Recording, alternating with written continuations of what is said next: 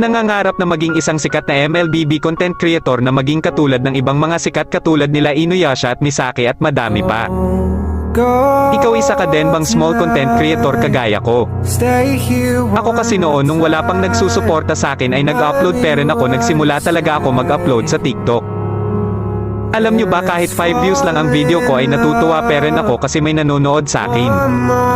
At kahit pa man ganun ay hindi pa rin ako tumigil sa pag-upload kahit na pangit ang video na ina-upload ko.